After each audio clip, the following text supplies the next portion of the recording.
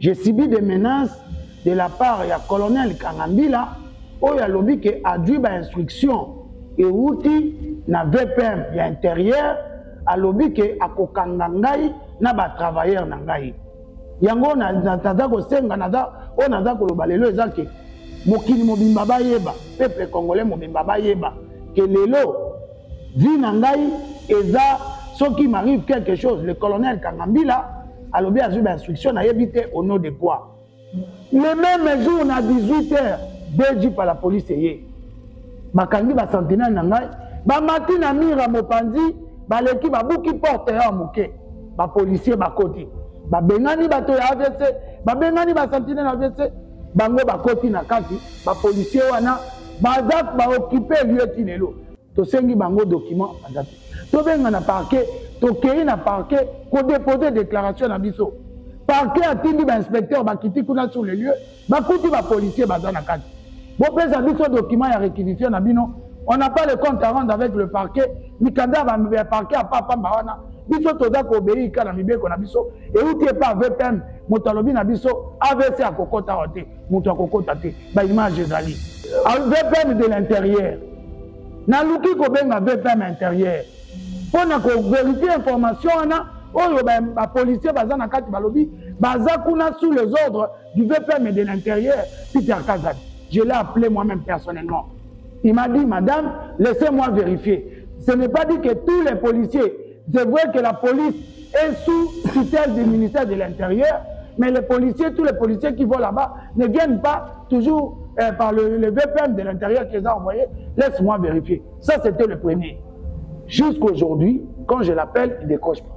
Les policiers sont toujours là-bas. Bango na monoko na bango balobi kaka. Balobi yo kokota te VPM intérieur alobi okokota te moderne kokota te mais bino moderne kota. Bozongi si moderne na titre ni.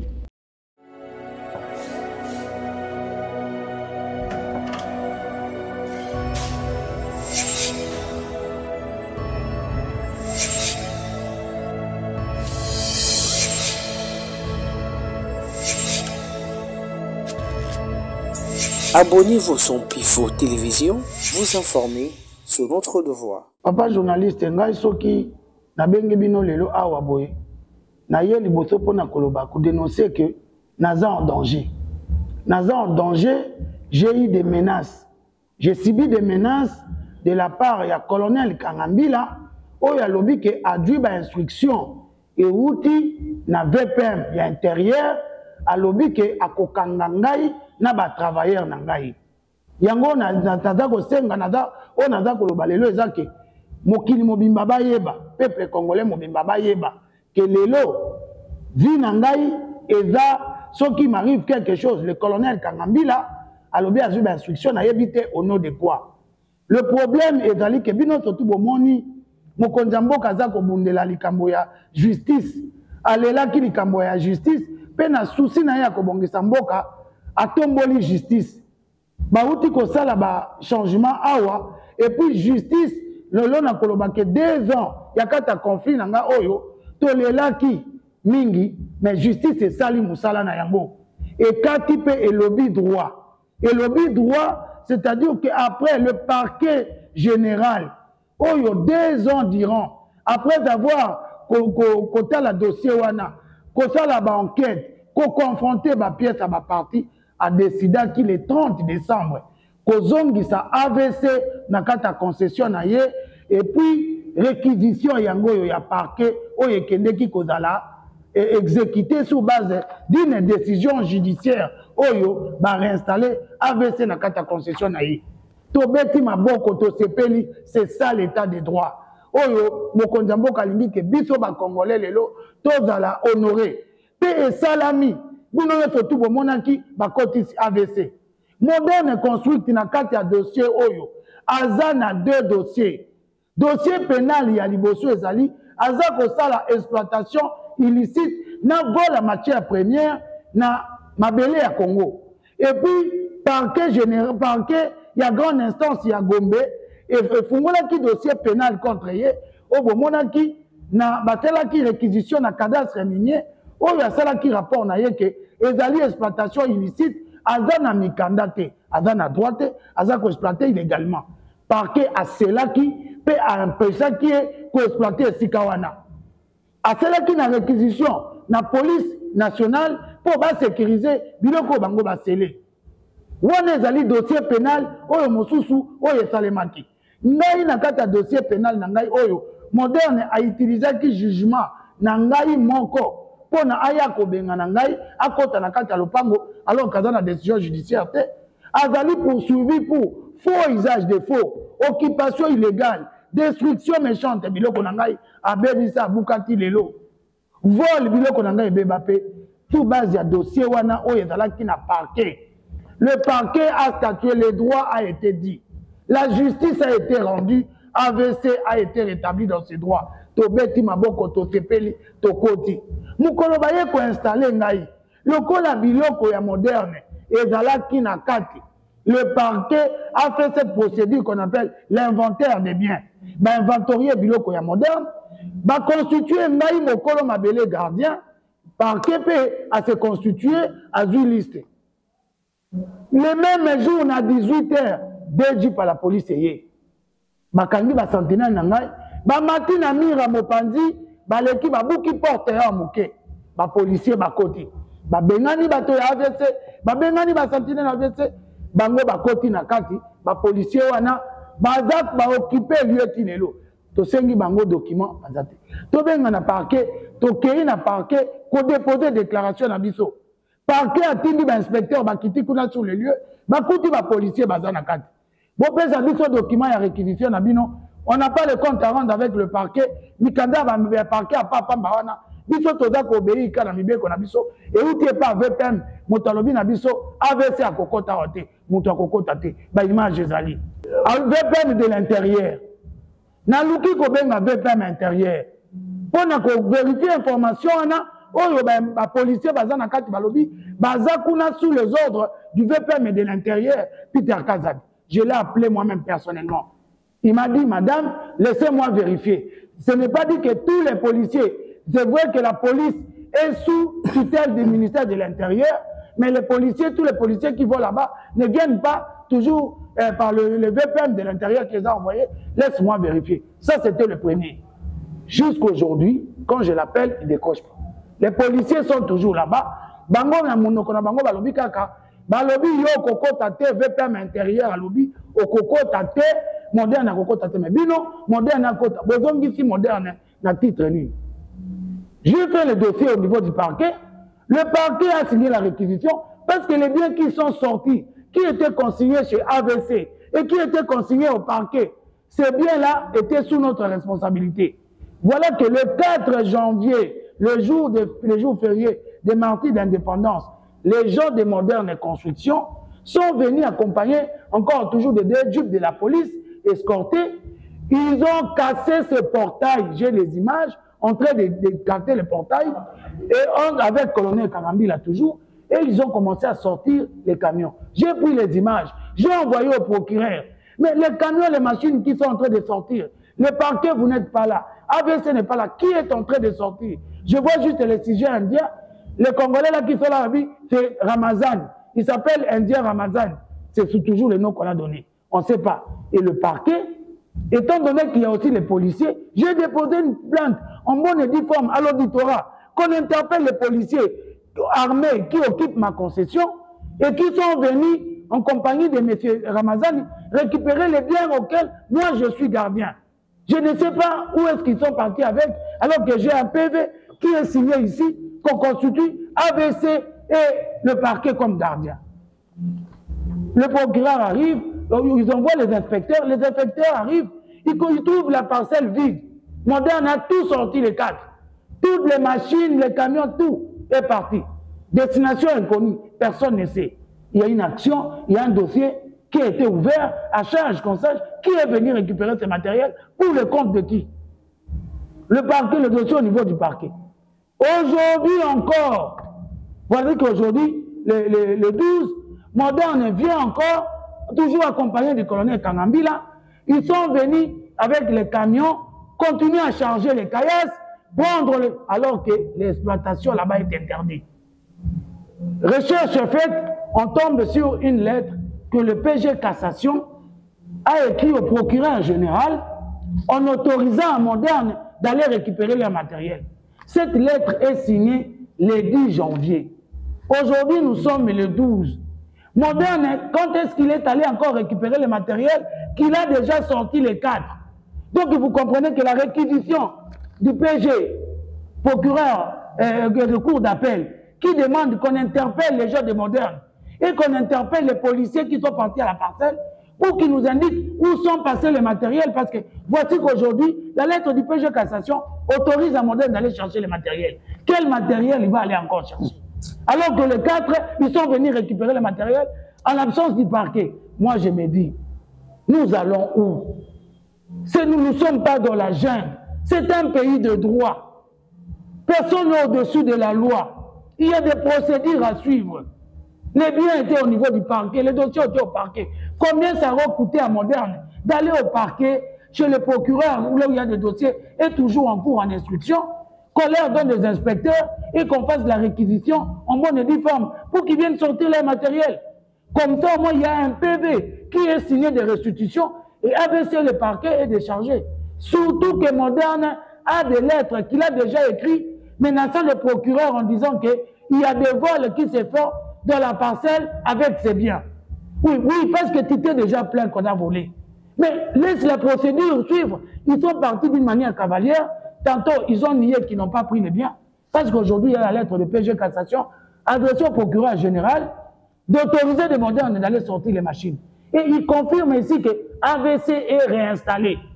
Et nous confirmons que AVC est réinstallé. Ça, c'est le genre de la justice. Aux yeux de la justice, je suis réinstallé.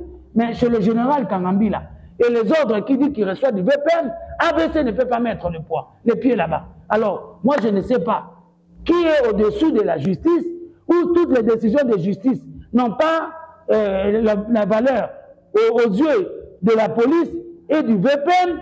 Et alors, à qui maintenant, qui va décider de la réinstallation? Si la réinstallation qui est décidée sous base d'une décision judiciaire est bafouée par les gens de la Moderne, et parce qu'ils ont la couverture du colonel Kangambila, vous allez entendre tout à l'heure l'audio avec le haut-parleur.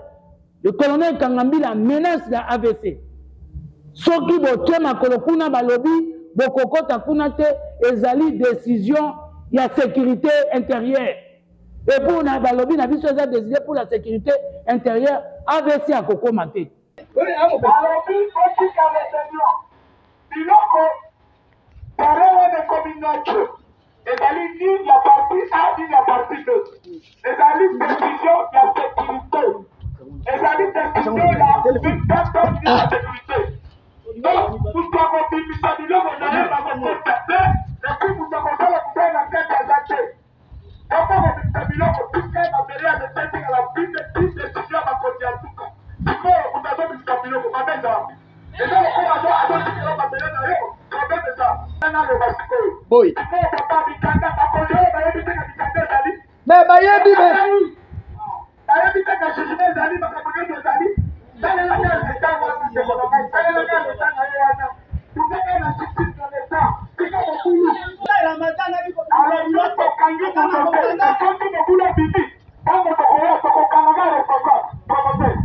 Depuis le début, depuis les 30, Balobaki pour décision de la sécurité intérieure. De sécurité intérieure, Moderne a sorti les machines. La décision, la sécurité intérieure n'a pas interdit. Alors qu'il y a des PV qui donnent parquet et AVC consignation. Sécurité intérieure, ils sont venus aujourd'hui, les images on va vous donner, en train de charger les camions là où le parquet avait interdit l'exploitation. Ils sont en train de charger les caillasses au but aussi accompagnés, encadrés par le colonel Kangambila. Et donc ils m'envoient le message, vous AVC, si vous osez encore revendiquer, on a eu l'instruction, on va vous arrêter et vous et votre responsable. Bon, ngai na kokende na justice au wapi. Parce que Indien, bakangi na justice à Mboka na ngai. Bakangi na police ya Congo, où ils peuvent sécuriser na ngai, na Indien, et comme kaka ya bango moko. Baloba na colonel Kangambila, tala ba décision à justice to zango. Est-ce que ba conduire ba pesa ki na instruction? Bango ba tala ki mikanda wana? Est-ce que bango ba yebi makamaka mwa mikanda wana? Sikoyo biso oya biso juridiction na biso to yebi en tant que ba civil, to kokende kaka na parquet. tokokende kaka na tribunal kaka ndenge PG cassation a commis kaka ndenge procureur général a commis ndenge juge après ça jugement siko balongola ba juge tokanga balongola ba magistrat balongola baboma ba parquet na bani totika okenda osambaka comme ça ba politique bazwaka ba décision. C'est pour ça que je dis aujourd'hui le Congo est allé sur un autre cap. Les chefs, tout ce qui, quand le chef a passé sous Top Congo, il a bien dit, un juge, un magistrat bien formé ne doit dire que le droit. Parce qu'il y a des situations qui se passent au Congo où les richissimes, avec leur argent, ils achètent des décisions judiciaires pour baboto la babola, biloko na bango. C'est de moi, je suis victime et c'est cet exemple, c'est le cas typique de mon cas. Aujourd'hui, le droit a été dit. C'est parce qu'on a dit le Kibaloba. Parquet a sali Bossala naye. Justice à rendre décision naye. Mais non, Baolo Baza pour empêcher décision à justice, Baza Banani. Et ils sont au-dessus de la langue. Le chef a dit, ce sont les cas que je connais, mais que je ne peux pas tout faire. Effectivement, le chef de l'État ne peut pas tout faire.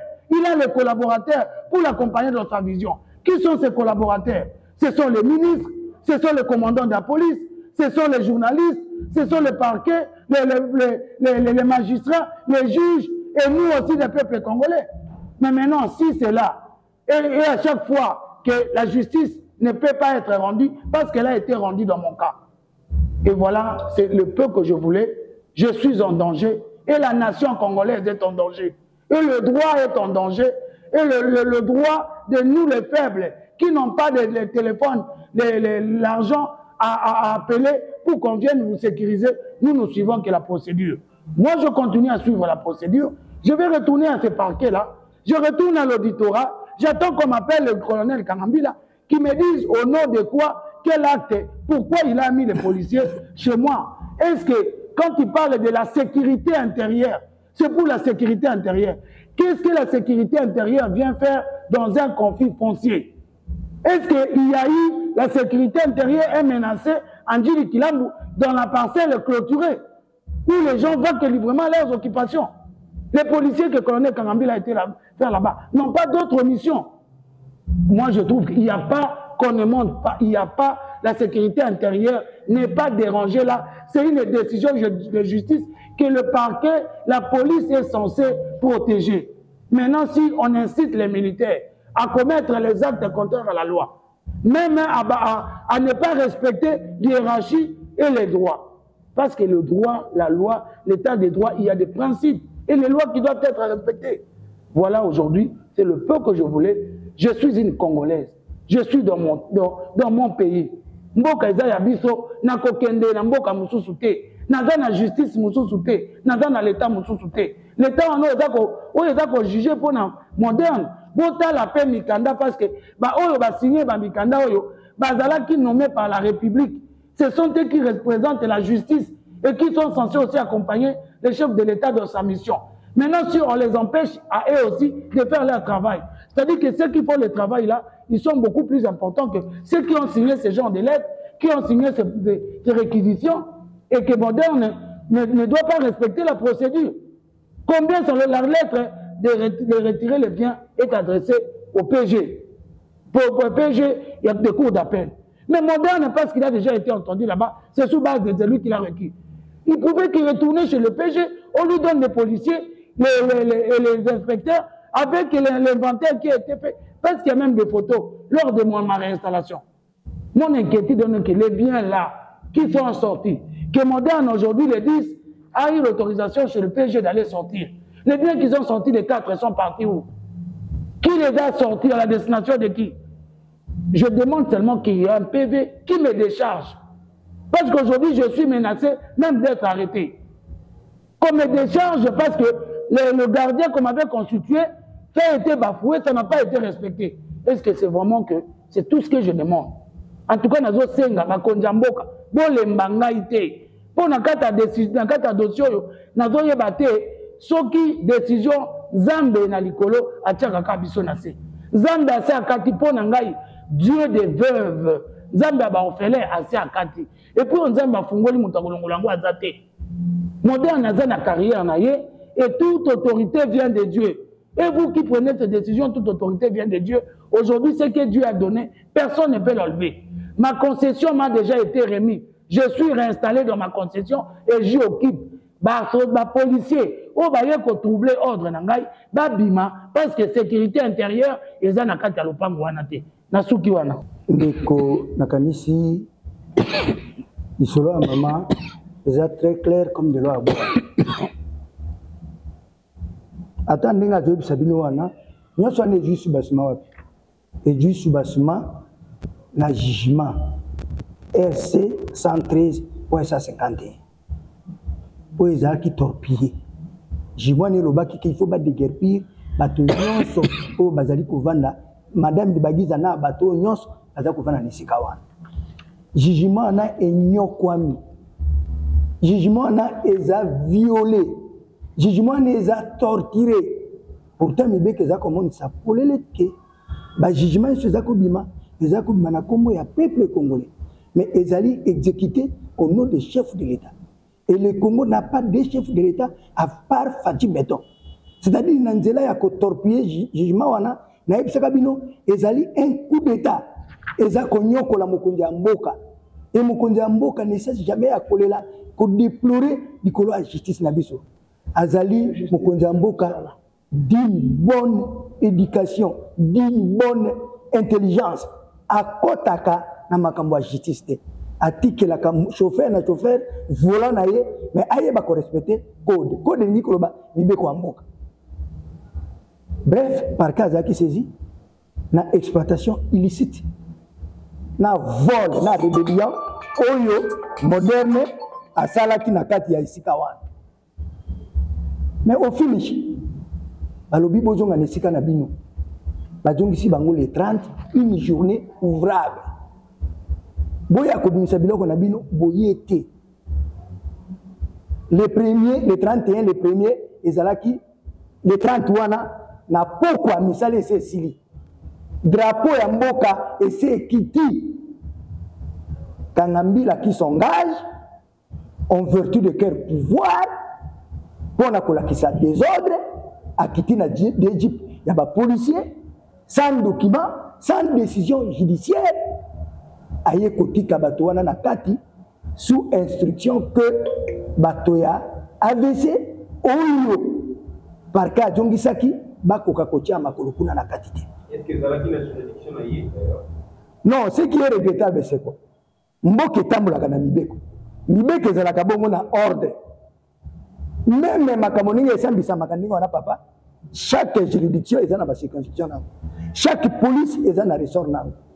Police ya chango ndenge colonel Kangambila zawana akoki kokende kokota makambo ipene te. Akoki kokende kokota makambo ngombe te na ngombe kuna te.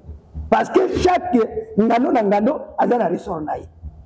Ça c'est s'immiscer et ça constitue une infraction.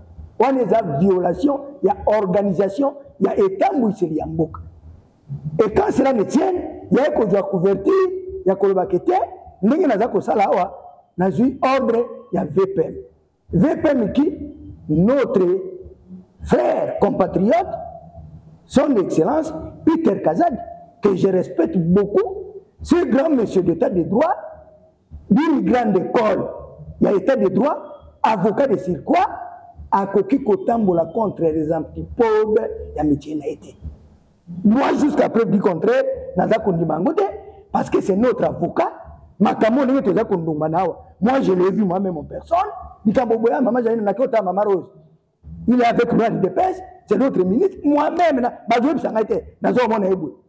je veux voir le procureur. Bikambo a raison. Et Nzamba Pamboli le cas accompagné qui veut à Matissi, mais le loyo, Nayoka Peter Kazadi, Kotambola contre vent, Nalikambo Bundaki Kendekonaye à moi si, Aza restitué na badwa. Je n'ai que 2 yeux pour pleurer. Si cela s'avérait vrai, hélas, mais cela s'avère vrai. Parce que cet état de choses a été certifié par le connaît Kangambila, qui n'est autre qu'un connaît de Tchangu, où il y a Koya et Panabiso na Mongafula, na ressort, il y a Gombe. Alors pour tout Kita, à Kiti Nabato Anakan, le 4 janvier. Le 4 janvier, les journaux Bandikonabiso Basopa qui Makila. Puis il y a un journée pour la mémoire de Makila Bandikonabiso. totiaka mituna biso na se tovana na bandako mais journée wana tokofutama. Mais comment Kangambila peut déshonorer la journée du 4 janvier accompagné d'un sujet indien qui s'appelle monsieur Ramazani? Est-ce qu'un Congolais a coquille torpiller journée consacrée il ne faut pas qu'il maquille indien? Est-ce qu'un Congolais peut faire autant dans la Inde? Pourquoi tu as sopa bon pikiki na biso pour nous tu as sopa bon kumu na biso na lolinge wana? Mais nous connaissons cet arbre qui cache la forêt. Pour vous dire quoi justement? Pour vous dire que maman oyo babombisa ki biloko. Biloko wana eza na charge ya maman oyo. Pour que bandia babimisa biloko na bango, il faut présence à parquet. C'est ça l'ordre. Il faut présence à parquet, il faut présence à maman wana parce que il y a ce qu'on appelle en français l'inventaire. Il y a bien au etika inakati. Mais néanmoins sans oublier qu'il avait scellé. Scellé wana présent na ba raison nango. Ozomona siko ba ko bimisa biloko. Bango pe ba poti lisusu ba ki ota ba konza justice. Mokonzi ya justice ay ko koma mokanda les 10 pour qu'à permettre modèle aya ko bimisa biloko. Oyo jadis et c'est bimaki le 4 janvier. Mais qui doit escroquer qui? Qui doit perturber qui? Et Kangambila doit évoquer les problèmes à sécurité dans une brasserie. Oyo ya kuti police oyo parquet atiaki. Alors bi pona bukengi, pona kokenge la parce que bino police oyo parquet totie signé na général oyo Gombe pour que boko kakota la sécurité ya bien na bato avese nenge tozana kati. Et lelo Kangambila ye na policier na ya changu. Police wana eko servir nini? Eko servir désordre, eko servir vol. Parce que aujourd'hui j'ai été témoin oculaire, ma vidéo ezali na date ya lelo le 12 ndenge Kangambila a facilité la tâche panza ba porte ba kota na mituka pour bakenda kozwa mabanga wana exploitation interdite. Non, il y avait exploitation illicite. Ba pekisa exploitation. Comment Kangambila peut permettre violation ya mibeko na ye oyo parquet sous couverture il y avait peine qui n'est autre que le ministre intérieur il y a des gens congolais. Le ministre a des congolais et notre avocat en plus parce que jusqu'à preuve du contraire nous sommes allés tout contraté et j'ai vraiment cher de poule côté la comportement toujours il a droit na biso to koki kotia makolote sinon nous serons arrêtés. Maintenant c'est à motif wana mais c'est une arrestation arbitraire mais il y aura résistance parce que tout Congolais a le droit il y a côté les méla et le président c'est légitime. Vous avez qui exagère dans bango moko ba eba ici biloko na bango et ba passer non papa bakambo tout au sabino il y a des preuves. L'intelligence négative cachée wana biso to yebi angote oya yebi angoka Kangambila et Kangambila répondra devant les instances judiciaires parce que biso tozali bana ya état de droit. Aucun papa journaliste pour entre parenthèses ngande ko na bino na tika kibino na kisasa na kende ki mosala pour na soutien ya Fachi Beton na kati ya 73% na ya pouvoir ya pourcentage élection. Moi j'ai contribué ma part et bureau Nazaraki il y avait 154 électeurs 152 ont voté Fachi Beton atikeli mibale 25 ans batikalaki bakabola bevo et ça fierté et maintenant récompense pour toujours batu moko oyo Fachi Beton approché par la confiance parce qu'ils ne sont pas là par méritocratie. Non. C'est par la confiance parce que quand le pouvoir les a Fachi Beton. N'est pas à côté de Yamu, n'attend rien comme Gondamboka, à côté de ma justice. A Tikeli Motonamotago qui sa mission d'ailleurs. Les journalistes bisous tout Tikandela, na makamani wanati. Justice et qu'on continue comme ça, Moussanango, to combattre parce que bisous tout dans état de droit, to qui cause la violence c'était. Sinon, tu côté demandé, pouvoir bisous mon to votaki, pouvoir bisous mon to continuer nango. Tokokendeka kana justice c'est quoi les mabisote justice ko ça musana d'abord na kata likambo nazo komisa nzambe po nzambe sa fungoli mutu okanga ngo azate bénédiction yutaka pa nzambe ya pa na za tout ezali nzambe asala lokola ngai nzambe sa zongi singa na badwa na ngai na lelela kana belela papa ya ba orphelin mobali ya ba veuve ayoki pe azongi singa na badwa na ngai la justice c'est oyo ezali divine yango ese salami awa na se nga nazoloba ke oyo colonel Kangambila azoluka kosala na anarchie oyo bazolinga kosala awa bakoarete oyo nzambe asali te mpe ngai nakolemba te nakolemba bango te ezali droit na ngai eza biloko na ngai le droit est de mon côté le droit a été dit l'anarchie tokotika yango lisusu te esalema na Congo parce que biso tout tolingi un Congo prospère un Congo où il faut beau à vivre un Congo où tout le monde doit respecter la loi établie biso toza kosenga kaka état de droit oyo et c'est vu déjà est là na ba konjo ya sika batie na justice toza komona nga moko na monaki ndenge ebundisamaki na mikolo eleki na ba konjo ya justice batie sikoyo ezali ke justice eza na volonté ya kotombola mboka toza na bato ya malamu bao baza na posa ya kotombola mboka tosunga mokonzi ya mboka tosunga biso nyonso tu na baniveau pour que bakongolais nyonso tu mpe torespecte mibeko soki biso bakongolais bazokanga biso soki obuki mibeko bongo bapaya bakoki kotosa mibeko te mpo na nini toza kosenga bapaya batosa mpe mibeko ya mboka oyo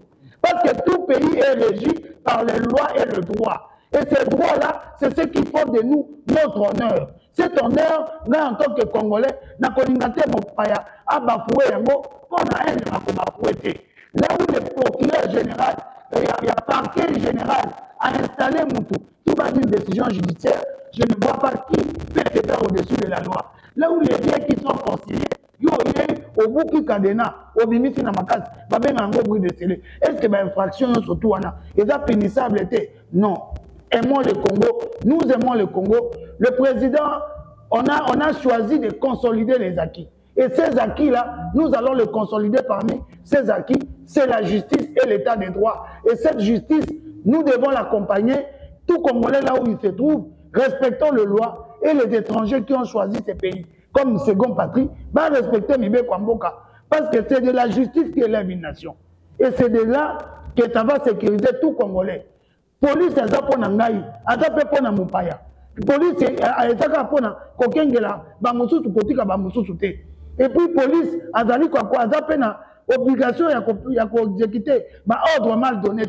Parce que dans ce cas-là, la nation est en danger et la République est en danger. Si on laisse ces pareilles choses là où la justice a posé les actes et que la police le bafoue, la nation est en danger. Et c'est ça mon dernier mot.